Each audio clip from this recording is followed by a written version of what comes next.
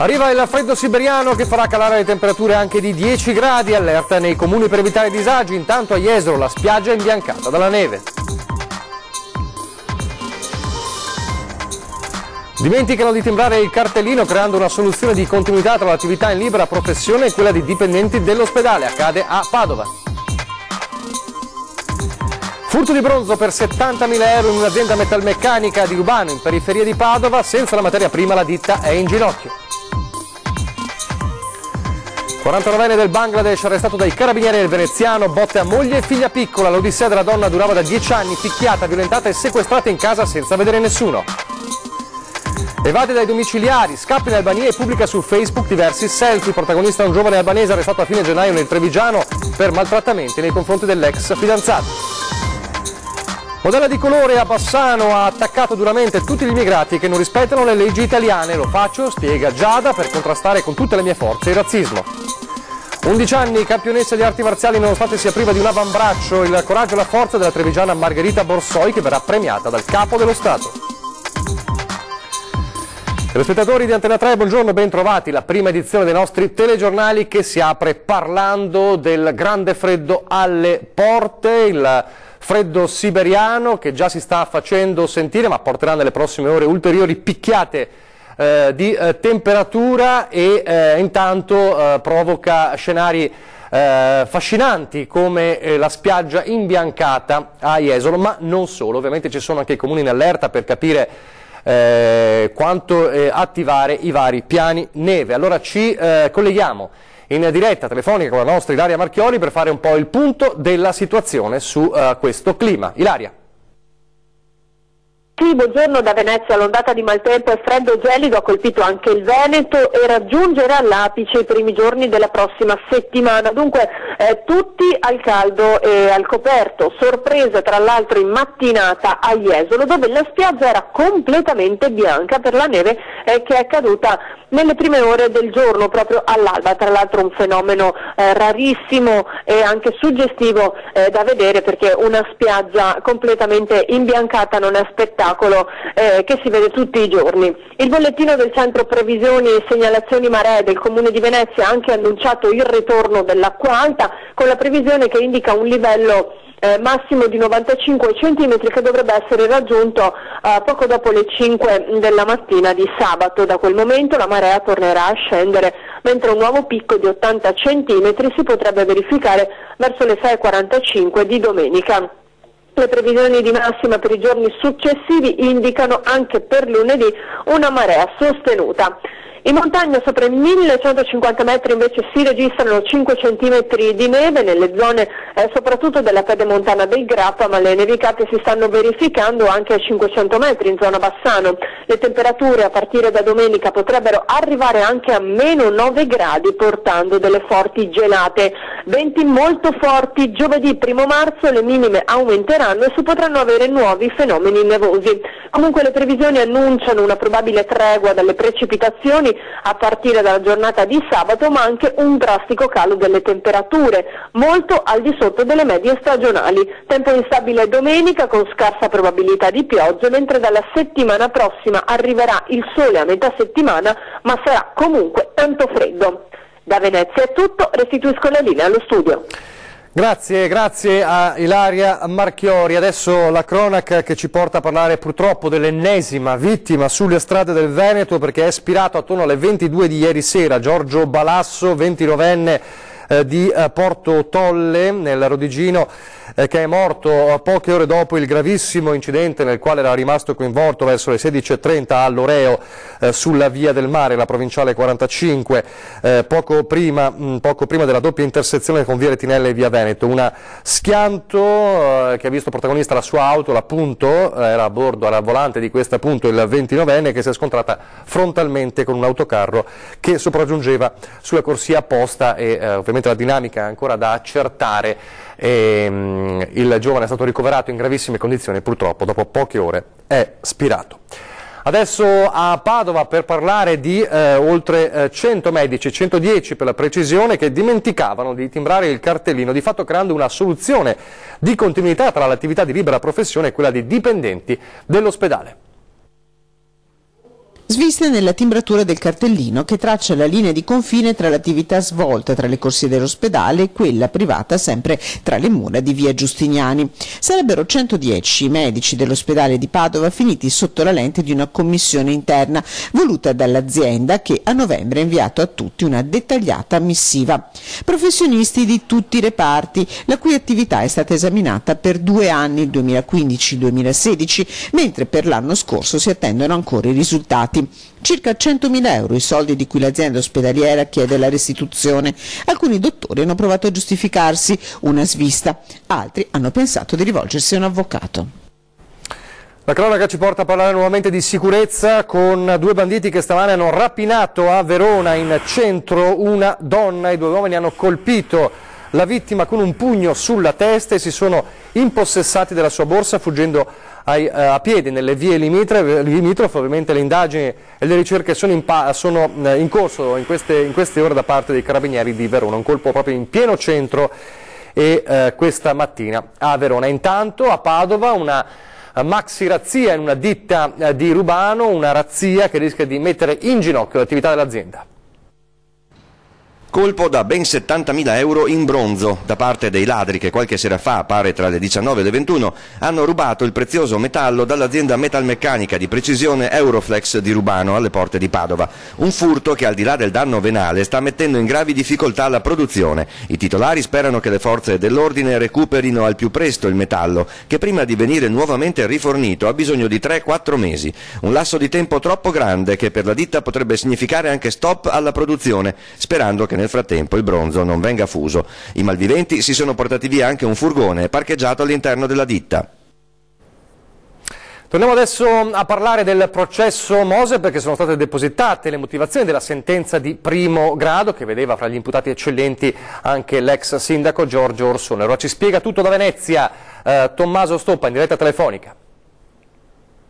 Sì, buongiorno a tutti. Sono state depositate nelle scorse ore le motivazioni della sentenza del cosiddetto processo Mose, state depositate al Tribunale di Venezia, sono ben 847 pagine che raccontano nel dettaglio tutti gli eventi di questo maxi processo.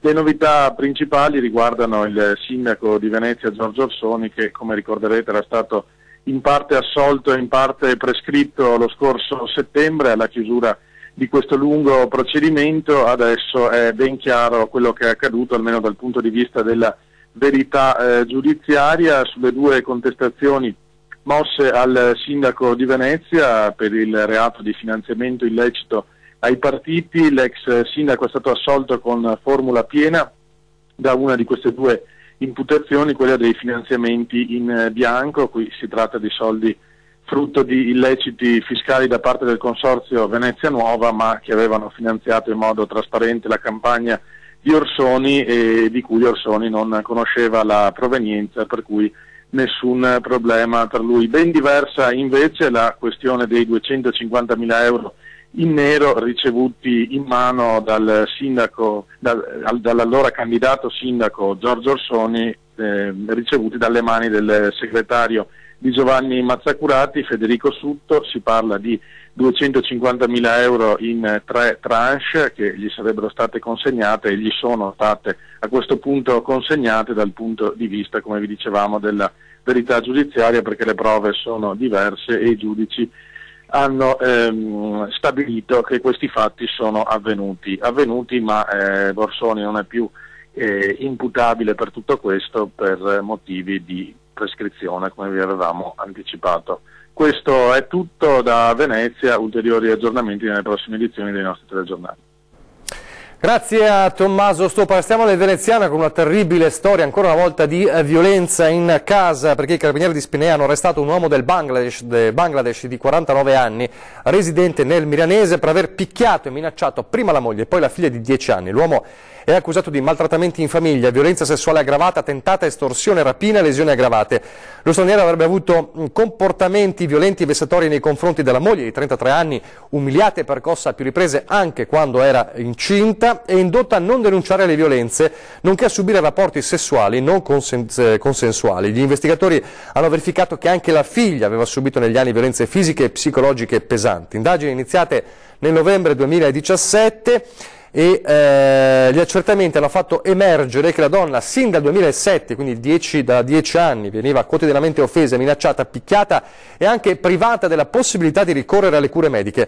Non poteva inoltre relazionarsi con nessuno, nemmeno per telefono o vedere addirittura la TV, non poteva uscire di casa da sola e veniva costretta a subire rapporti sessuali violenti che, se rifiutati, venivano compiuti lo stesso, pensate, legandola e imbavagliandole la bocca con nastro adesivo. 10 anni, un'odissea da incubo, finalmente terminati con l'arresto di questo 49enne. Ed era accusato di maltrattamenti all'ex fidanzata anche un giovane albanese che si trovava agli arresti domiciliari nel Trevigiano, è fuggito e dall'Albania ha pubblicato dei selfie su Facebook.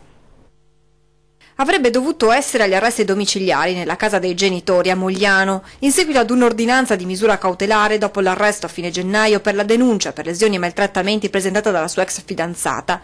In realtà, però, da quell'abitazione Albano Dova, 24enne albanese, si è allontanato pochi giorni dopo, non prima di aver manomesso il braccialetto elettronico che indossava. Il giovane ha così potuto raggiungere il suo paese d'origine, l'Albania, ma anziché muoversi senza dare nell'occhio, quasi per sfidare i giudici, ha iniziato a scattarsi selfie che poi puntualmente pubblicava sul suo profilo Facebook.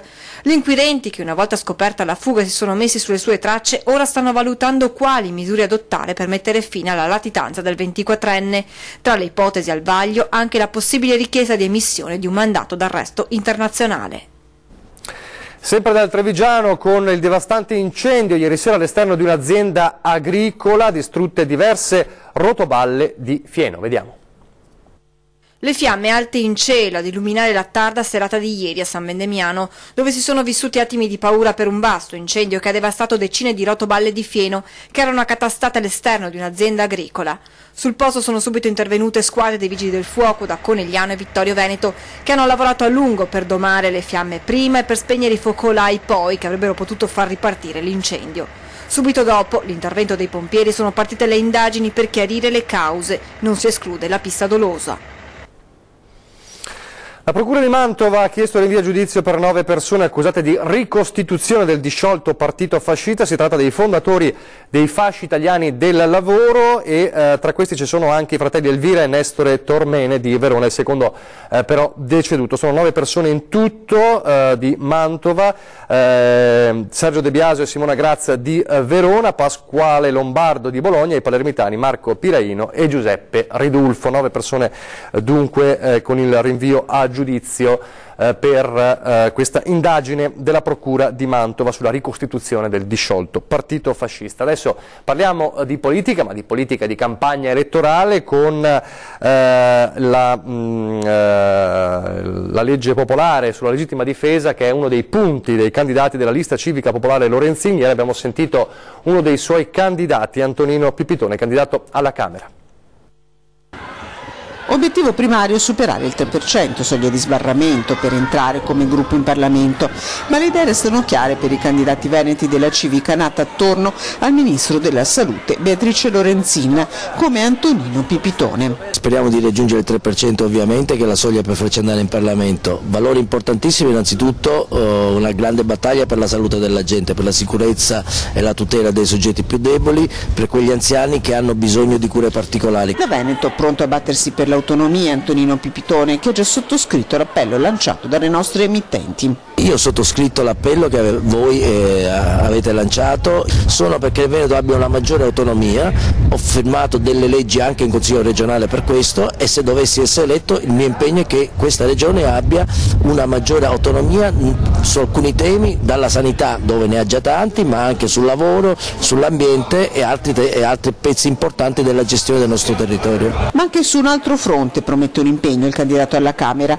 la legittima difesa. La nostra proposta di legge, che voglio ricordare, ha raccolto oltre 2 milioni di sottoscrizioni, proposta di legge di iniziativa popolare, oltre 2 milioni di sottoscrizioni a livello nazionale, oltre 300.000 veneti e 32.000 del Padova e provincia, di cittadini che sono alzati, sono andati a firmare. Prevede delle cose molto semplici: che a casa propria uno sia sempre tutelato dallo Stato. La seconda proposta è che nessun delinquente che possa subire un danno possa essere risarcito. E la terza proposta è che ci sia il raddoppio delle pene per violazione di domicilio, che consenta a chi fa il delinquente di avere anche il rischio che vada in galera.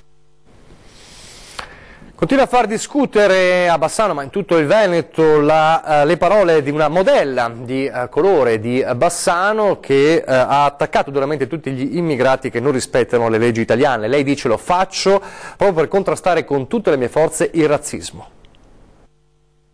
Giada Sgarbossa, una negra italiana, proprio per dire: io che sono dalla parte delle persone di colore dico basta comportarsi in maniera sbagliata, perché diamo voce alle persone che vogliono attaccarci. Giada Sgarbossa, 30 anni, modella, titolare di un'agenzia di comunicazioni, originaria di Cittadella, vive ormai stabilmente a Bassano del Grappa.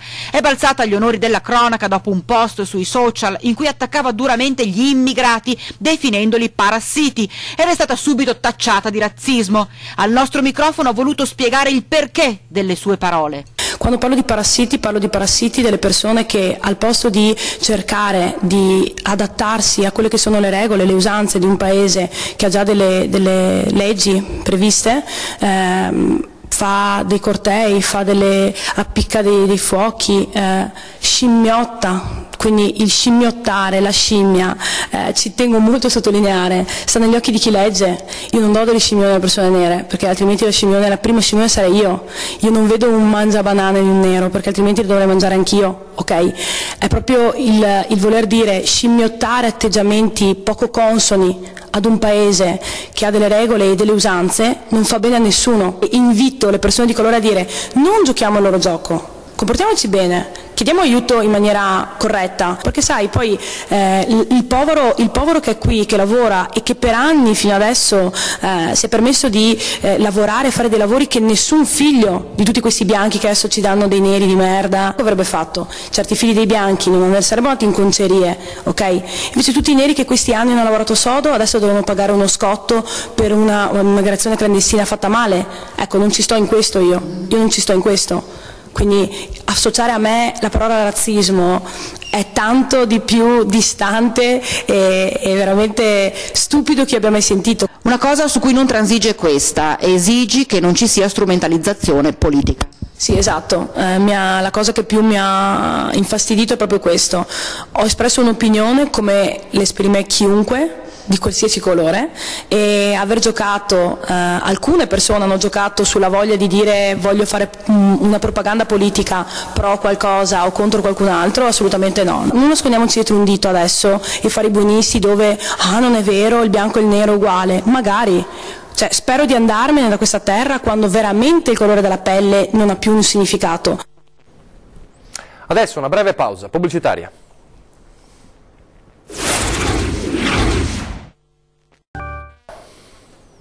Rieccoci in studio, prima edizione del nostro telegiornale. Tetto del 30% per la presenza di alunni stranieri nelle scuole veneziane. È stato redatto un protocollo d'intesa tra prefettura comune e ufficio scolastico regionale.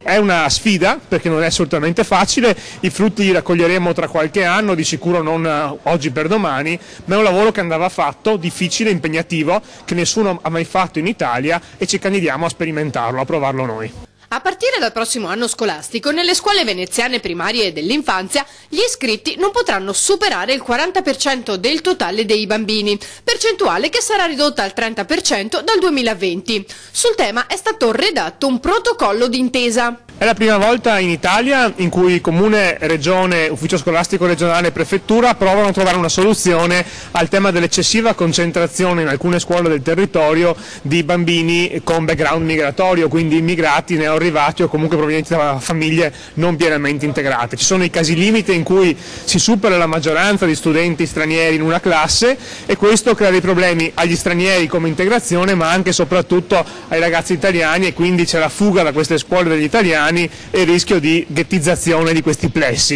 Una decisione presa per evitare un'eccessiva concentrazione di alunni stranieri che diventerebbe penalizzante in primis per loro, per il processo di integrazione. La richiesta principale di questi interventi arriva proprio dalle famiglie di ragazzi immigrati, le quali si rendono conto che in una classe solo di ragazzi del Bangladesh non ci può essere vera integrazione e non fa bene ai ragazzi stessi, quindi è un lavoro che si fa per tutti e credo che se dovesse funzionare a Venezia penso possa essere un modello per l'Italia. Ci sarà un lavoro forte degli uffici comunali, del servizio migrazione per parlare con le famiglie e convincerle a scegliere plessi vicini alla scuola precedentemente scelta. Il provvedimento riguarda in particolare determinati istituti.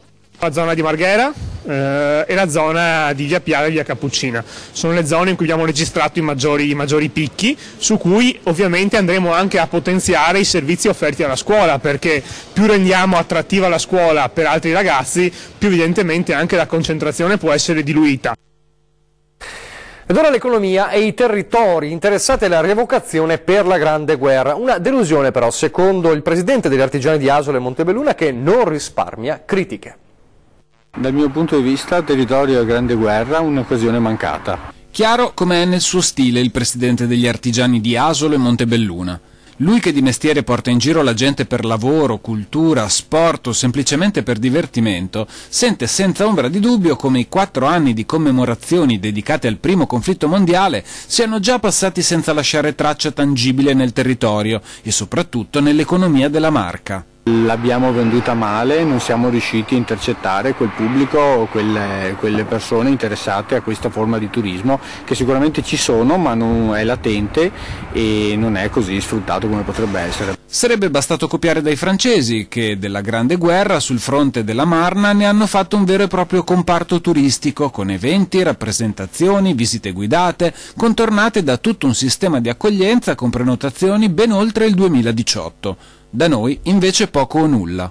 Manca una vera e propria regia comune, ci sono tante individualità, il Montello, il Montegrappa, l'Asolano, che pensano di essere gli unici portatori, artefici e persone che possono parlare della Grande Guerra. Eppure noi abbiamo luoghi storicamente più interessanti ed emozionanti, ma che attraggono turisti per ben altre motivazioni. Abbiamo un patrimonio come il Montegrappa che sta riscoprendo nuova vita, ma soprattutto dal punto di vista turistico, degli sport all'aria aperta, dal cicloturismo al parapendio alle arrampicate, però vediamo poco turismo per quanto riguarda la Grande Guerra. Quello che è mancato, conclude Bosa attaccando la regione, è il coordinamento nella promozione, se è vero che dall'estero, anziché dalle agenzie o dai consueti canali di divulgazione, arrivano a scoprirci grazie alle PlayStation.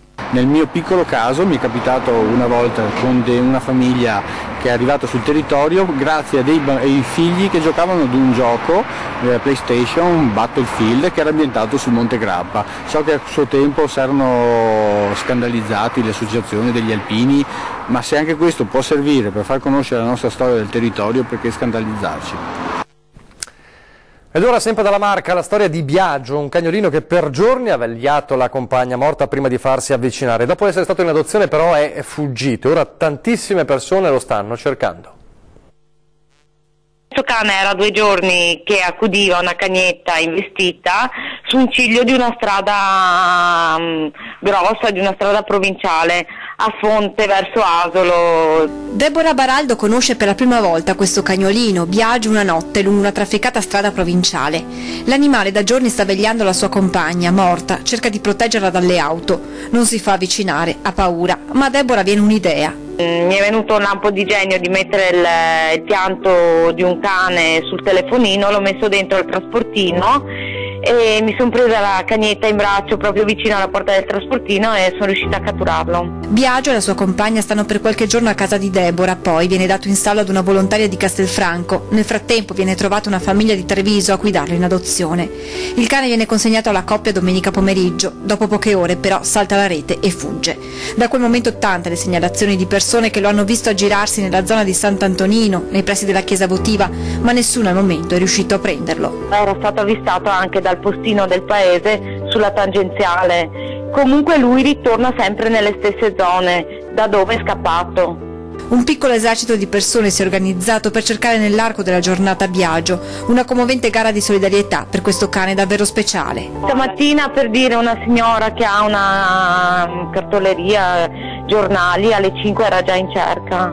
e insomma stiamo facendo di tutto perché è proprio una spina nel cuore. Un consiglio poi a chi dovesse vederlo. Stiamo chiedendo alla gente di tenere i cancelli aperti e che se lo vedono di non fargli pressione di lasciare il cancello aperto. Chi avesse notizie di Biagio può chiamare la signora Deborah al 347 464 1968. Il 12 marzo verrà premiato dal Presidente della Repubblica Sergio Mattarella al Quirinale come Alfiere della Repubblica. Lei ha appena 11 anni, si chiama Margherita Borsoi, di Sernaglia della Battaglia nel Trevigiano ed è un talento delle arti marziali, nello specifico del Taekwondo, nonostante sia nata senza un avambraccio e la mano sinistra. Nel 2016 ha conquistato il bronzo al campionato internazionale Open di Belluno e ha vinto anche il campionato italiano Under 11 superando pure i normodotati, e il 12 marzo appunto il viaggio a Roma dove verrà premiata dal Presidente della Repubblica. Complimenti dunque a Margherita Borsoi e la sua storia di forza e di coraggio. Siamo in chiusura, vi ricordo gli appuntamenti con la programmazione. Allora, fra pochissimo, ore 13, si parla di salute degli occhi e delle nuove tecniche con il primario di oculistica dell'ULSS 2 Marca Trevigiana, il professor Giuseppe Scarpa. Questa sera 20:10, la politica, come sempre in primo piano, continua il nostro viaggio di avvicinamento al 4 marzo e alle elezioni politiche con ospiti in studio Said Caibi di Liberi e Uguali e Lorenzo Damiano del Popolo della Famiglia. Adesso vi lascio alle previsioni del tempo, grazie per averci seguito e arrivederci.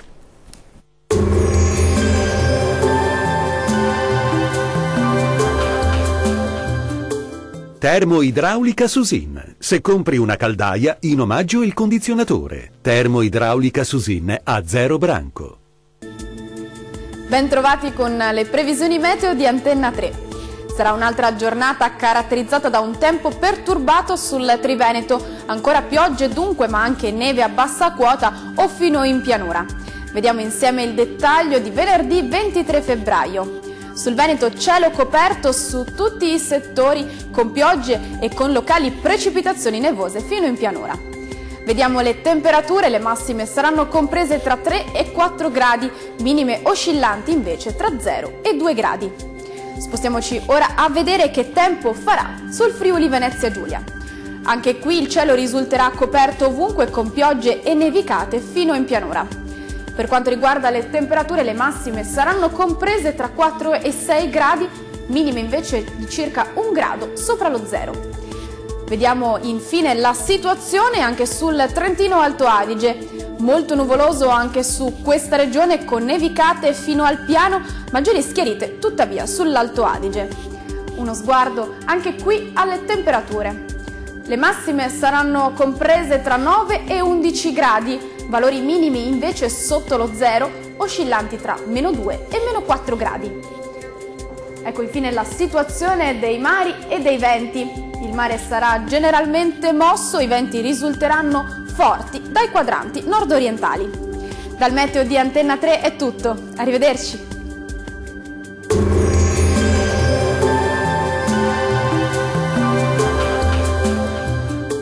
Termoidraulica Susin. Se compri una caldaia, in omaggio il condizionatore. Termoidraulica Susin a 0 branco.